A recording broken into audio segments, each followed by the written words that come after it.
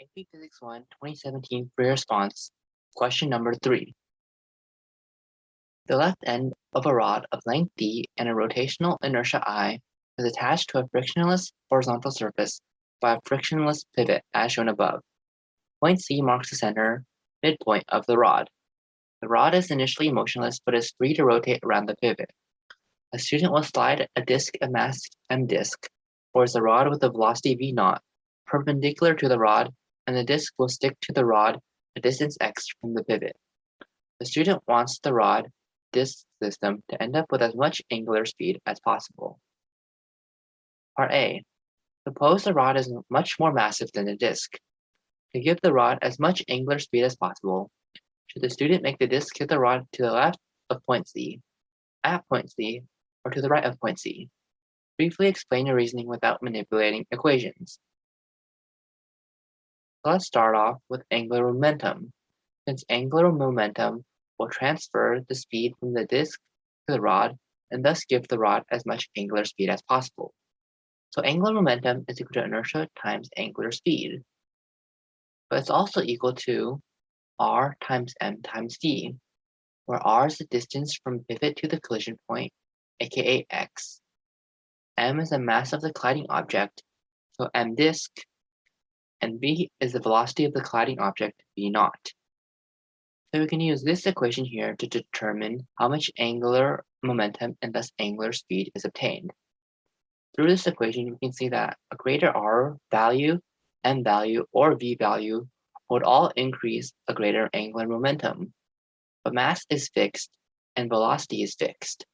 So thus, we would want r to be as great as possible. So in other words, x would have to be as great as possible. So x would have to be longer and thus more towards the right of the rod. Thus, we phrase this into a quick paragraph. Greater angular momentum would generate more angular speed. So to maximize angular momentum, we would want the distance from the pivot to the collision point to be the greatest. So that would be towards the right of C. That's why we can check off this answer. Now for part B. On the internet, a student finds the following equation for the post-collision angular speed omega of the rod in this situation, where angular speed is equal to m disk x v0 over inertia. Regardless of whether this equation for angular speed is correct, does it agree with your qualitative reasoning in part A? In other words, does this equation for omega have the expected dependence as reasoned in part A? Briefly explain your reasoning without deriving an equation for omega. So in our part A, we relied on this equation to determine how angular momentum or angular speed would increase. So we see that an increase in either one of these values would thus increase angular speed.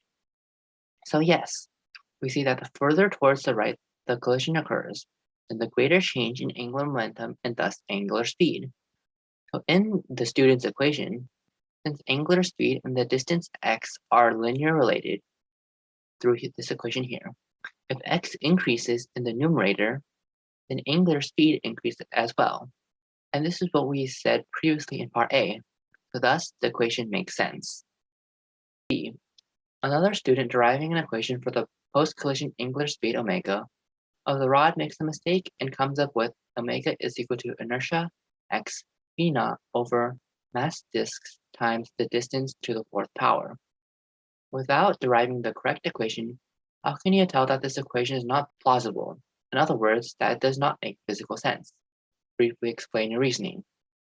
Again, let's refer back to our equation from earlier. Angular momentum is at its greatest when either of these values is at its maximum. So if any of these values increase, that must mean an increase in angular momentum and thus angular speed. So the key one here would be mass. We see that an increase in mass would increase angular momentum and thus angular speed. Well, this equation has mass in the denominator, meaning an increase in mass here would decrease angular speed. Thus, we can say that this does not make physical sense. No, from the equation above, we see that as the mass of the disk increases, then the angular momentum would increase for this equation here. So increase in the disk's mass would increase angular speed. However, the student's equation is the opposite. Their equation involves angular speed being inversely related to the mass of the disk, meaning that an increase in the disk's mass would decrease the angular speed. This contradicts our previously said logic, so the student's equation doesn't make physical sense. For parts D and E, do not assume the rod is much more massive than the disk. Part D. Immediately before colliding with the rod, the disk's rotational inertia about the pivot is m disk x squared, and its angular momentum before respect to the pivot is m disk v naught x. Derive an equation for the post-collision angular speed omega of the rod. Express your answers in terms of v, m disk, inertia, x, v naught, and physical constants as appropriate. Since we're using angular momentum, let's start off with the conservation of angular momentum, where initial angular momentum is equal to final angular momentum. So our initial angular momentum is given to be m disk v naught x, as it says here.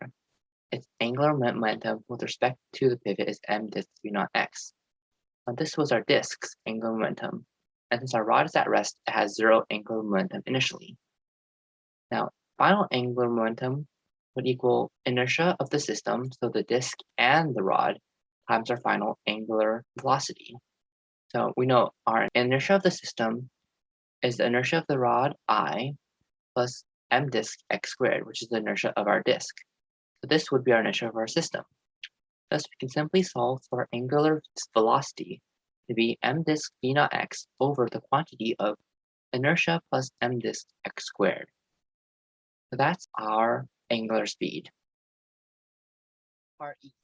Consider the collision for which your equation in part E was derived, except now suppose the disk bounces backward off the rod instead of sticking to the rod. Is the post-collision angular speed of the rod when the disk bounces off it greater than, less than, or equal to the post-collision angular speed of the rod when the disk sticks to it? Briefly explain your reasoning. So let's look at the post-angular speed of when it's stuck and when they don't stick. So let's see when it's stick together. Initial angular momentum is equal to our final angular momentum, which would be inertia of the system times final angular velocity. And our inertia of the system is inertia of the disk plus inertia of the rod.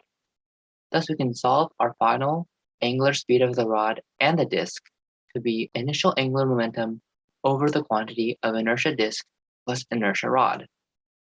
Now for when they bounce off. Again, use conservation of angular momentum. The initial angular momentum would equal our final angular momentum, where the final angular momentum is the inertia of the disk times the disk's final angular velocity plus the inertia of the rod angular velocity. Now the disk's angular velocity is negative if it bounced off the rod and thus is heading downwards in our image from earlier. Thus, if we solve for the final velocity of the rod, we can say that final angular velocity of the rod is equal to initial angular momentum plus inertia of the disk, angular velocity of the disk, all over inertia of the rod. Now, if we compare these two equations, it becomes obvious that the angular velocity of the rod when they bounce off each other is greater than when they stick together.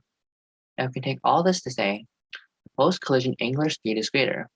The disk itself bounces back with more angular momentum and thus angular speed. So in order to conserve angular momentum, that would increase the rod's angular momentum and thus speed. So that's why when they bounce off each other, they have a greater angular momentum, which we see through this equation here in our logic in the paragraph. That's why we can check off greater than. So that concludes the third question of the 2017 response.